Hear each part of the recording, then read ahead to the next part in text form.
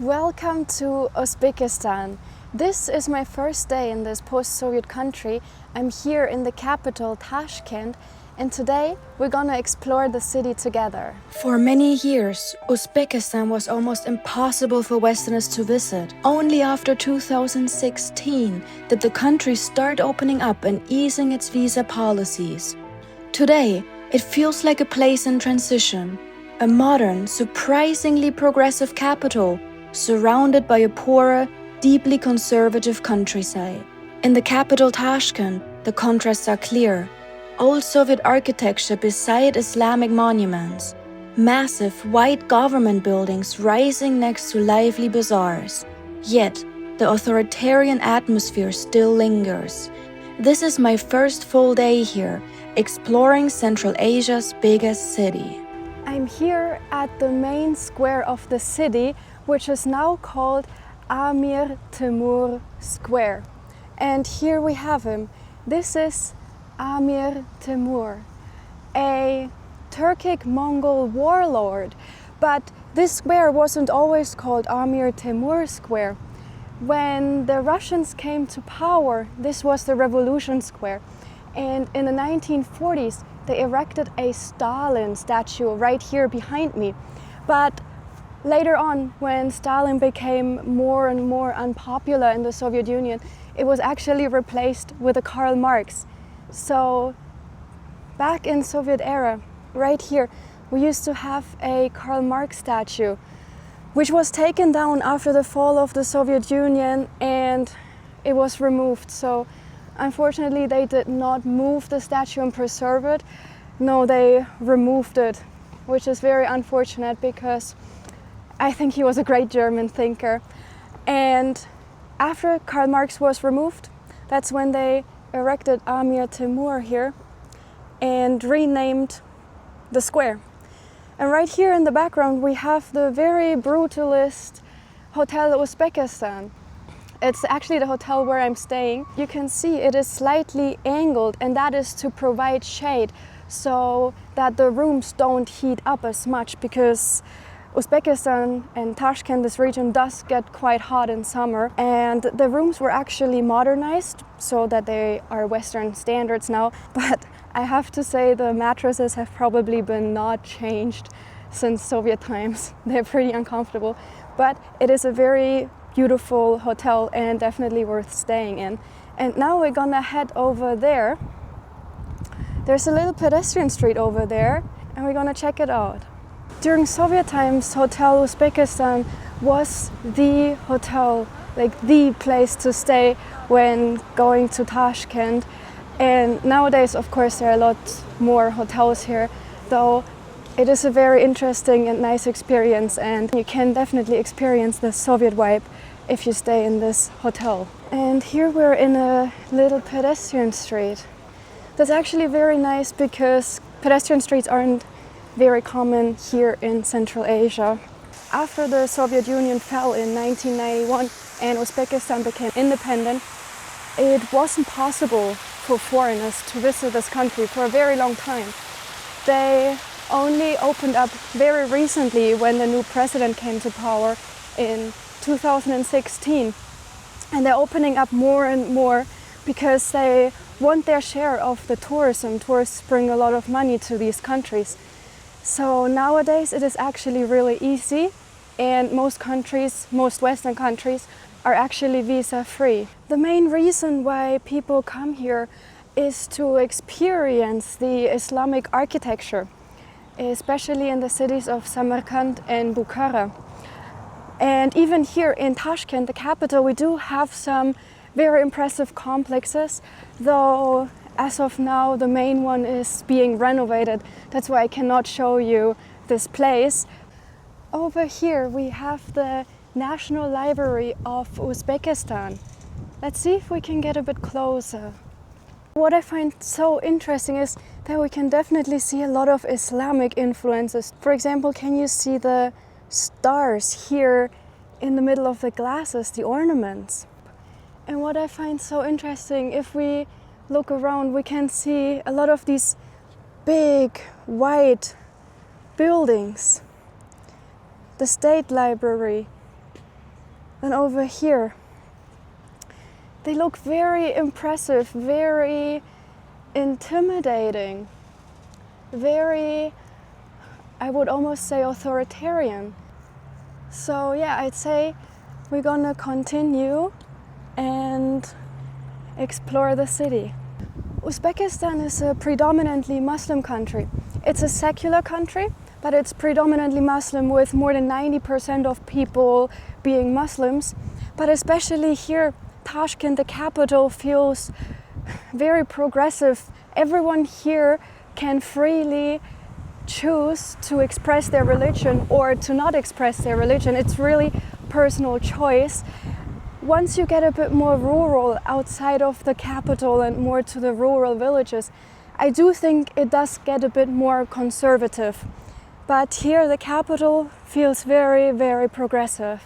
Up here on the other side we have the Turkistan Palace or Turkistan Concert Hall.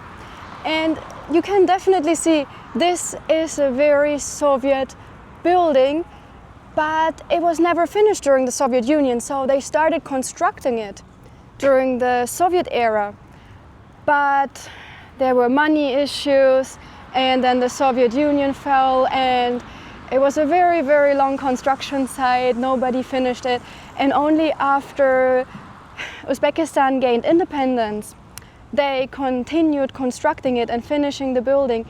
And it opened up in 1993 for the second year anniversary of the independence of this country. It's a beautiful building. And nowadays you can visit and see concerts there. Very interesting fact about Uzbekistan is that drones are not allowed in this country. So you are technically not allowed to bring drones into Uzbekistan, and there have been reports that travelers entering the country with a drone have taken their drone away at the border by border officers. So I don't recommend you try bring a drone into this country. And over here we have another big park with a very large fountain. I have to say, it does feel like very organized, very cleaned up here, everything, very structured. Let's see if we can have a look into that park over here, because there should be a war memorial for the Great Patriotic War somewhere in there. I can see an eternal flame over here. So this is the correct place. Let's go and have a look. Very often in Soviet art, at the war memorial, we have women depicted that mourn the loss of their missing husband, their fallen sons. And this is a very good example. See how the woman looks towards the eternal flame, full of grief, full of thought. More than 1.4 million Uzbeks fought under Soviet rule against the Nazis, and a lot of them lost their lives. And right here in this alleyway, on these tablets right here, we have the names of all of these soldiers that fought in the war. Some of them lost their lives. So just for like a rough size comparison in regards of population, Uzbekistan is the most populous country here in Central Asia. It has a population of a bit more than 37 million people. And here we have another very impressive fountain. Behind this fountain, there's the Independence Monument. Though it is not possible to get up close to this monument. There's a lot of police presence right here. And there is the presidential palace, or like some very important administrative government building right next to the Independence Monument. That's why this whole area here is closed off, and that's why we have such a high police presence right here. But here, all the way behind the trees, you can see it, the big globe, that's the Independence Monument. That was erected when the Soviet Union fell and Uzbekistan finally gained independence. Here we have the Alisher Navoiy Theatre, the National Opera. And this is a very interesting building because this was built in the Soviet Union with forced labor. We have a lot of Soviet influences here in the architecture, but it's so interesting because especially up here, these little domes, we can definitely see a lot of Islamic influences in the architecture as well. And I feel like we can see this a lot here in Tashkent in the architecture. But yeah, as I said, this building here was built with forced labor, with Japanese prisoner of war that the USSR brought here to Tashkent, and they were forced to help build this theater here behind me. Nowadays, there is a plaque somewhere on the outside of that theater in honor of these Japanese prisoners of war that were forced to work here. I had a look, but I couldn't find the plaque, so my guess is they probably put it all the way on the backside of the building. But it's like really hot and sunny, so I didn't walk all the way to the back, so probably I've missed it. Over there's a little mini tornado. Because when it gets windy, there's a lot of like sand and dirt flying around here in the air. I have to rest a little bit in the shade because it is really hot here. And I would like to take this time to tell you a little bit more about Uzbekistan as a country, because it has a really interesting history. So after it gained independence, after the Soviet Union fell in 1991, the country actually closed. It closed itself off. It didn't want any influence from the West and from Russia. The former secretary of the Communist Party, Islam Karimov, he became the president of this country, and Uzbekistan entered a very authoritarian era. And Islam Karimov stayed in power until 2016. So up until 2016, Uzbekistan didn't have much to do with the West. There were basically not really any relationship. And then in 2016, the country got a new president. His name is Mirziyoyev. And he actually did something that nobody really expected. He started opening the country up to the West and started trading more with the West, building relationships with the West, and opening it up for tourism. And in recent years, the visa restrictions and requirements got easier and easier and easier.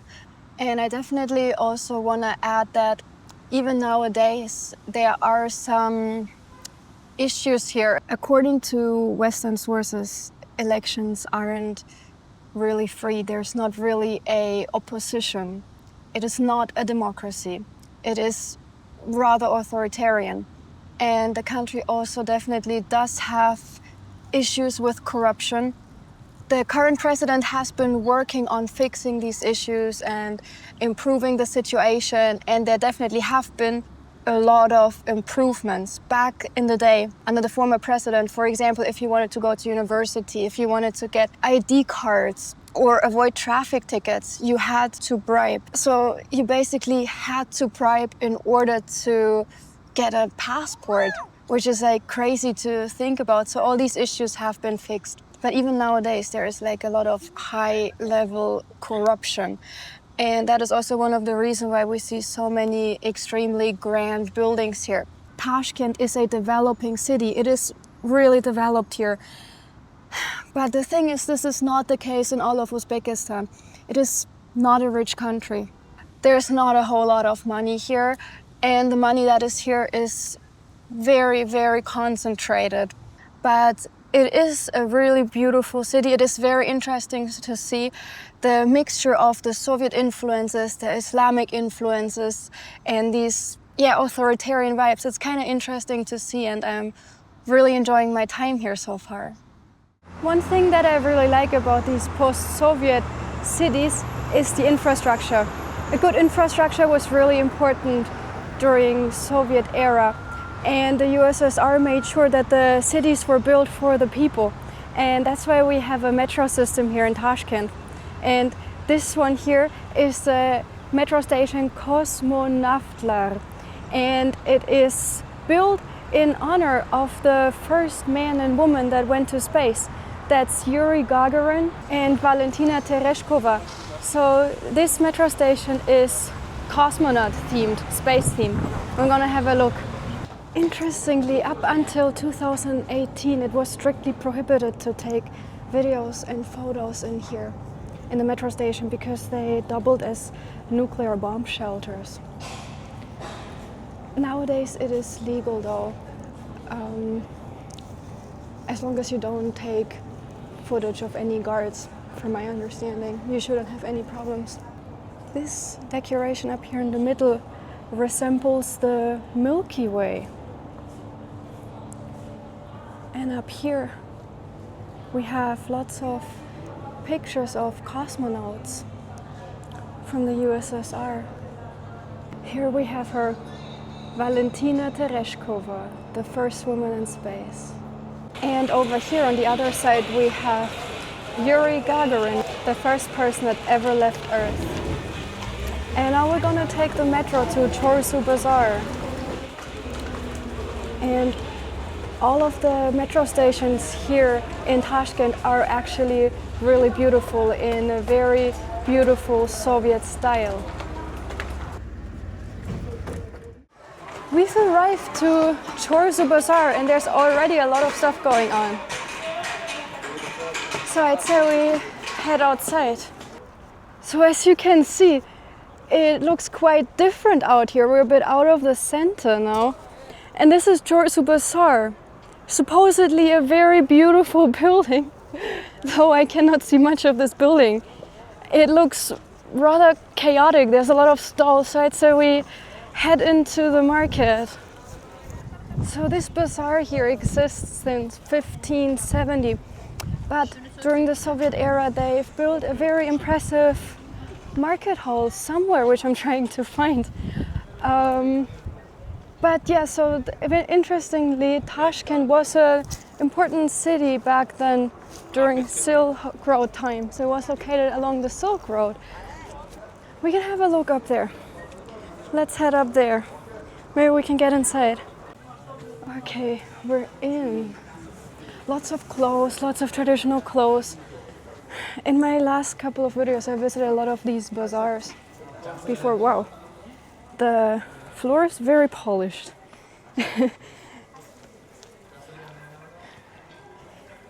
Yeah, I've already visited a couple of these bazaars before. In Kyrgyzstan, they all sell these traditional kind of clothing that covers up a lot of your skin. But our goal is to find this building.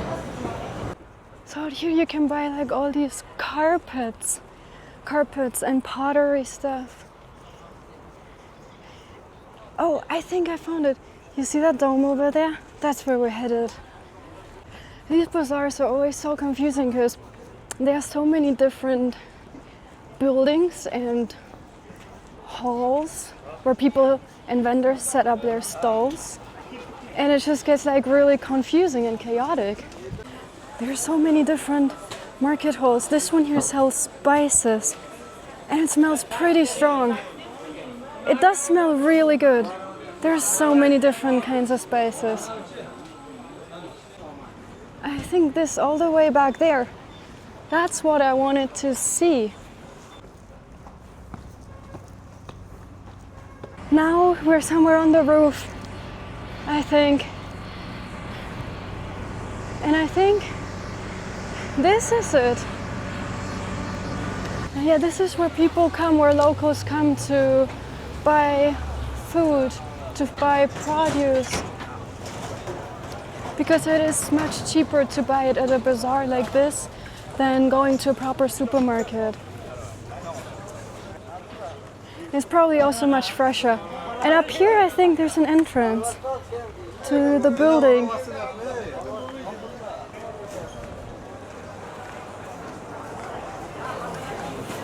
Yeah, this is exactly what I was looking for. So this dome-like structure here was built by the Soviets.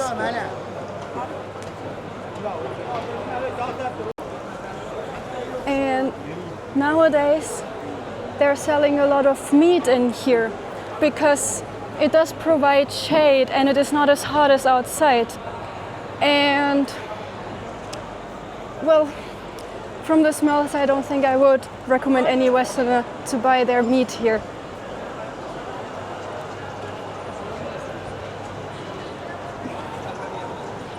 Even though the vendors technically store their meat in these refrigerated counters, I'm pretty sure none of those are working. It is pretty hot in here. Oh, now we're entering the cheese section. They're having a lot of this homemade cheeses here. Like this one, I've tried it before. It has a rather strong taste, so it is not for me. But they have a lot of really strong tasting cheeses and milk products here because they eat a lot of fermented milk, and because the fermented milk is very big in the cuisine here.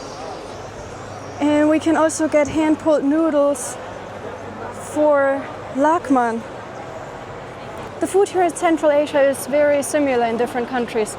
Like, for example, you can find lakman in basically every country here. I found it in Kazakhstan, Kyrgyzstan, Uzbekistan. There are slight national variances. It's a little bit different in every country. But overall, the cuisine is very similar. I want to say there are some exceptions, especially when it comes to Uzbek cuisine. They are very, very proud of their food, and it is slightly different to the other countries.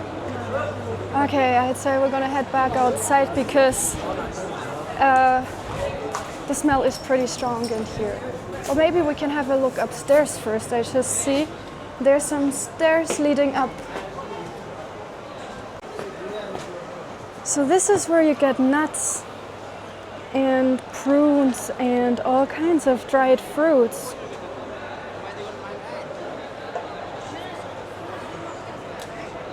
And here we have the market from above.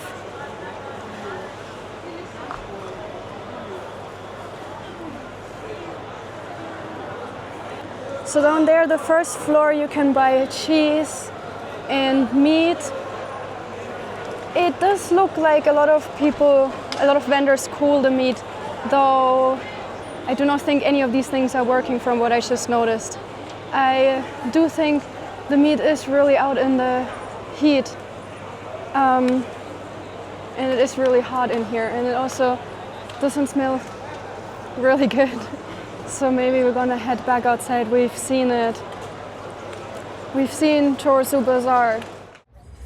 Today I'm here at the marshrutka station of Tashkent, and the goal is to find a marshrutka to bring me into the next country, Tajikistan. I hope you enjoyed this video, and I hope to see you again in Tajikistan. Until next time, bye bye.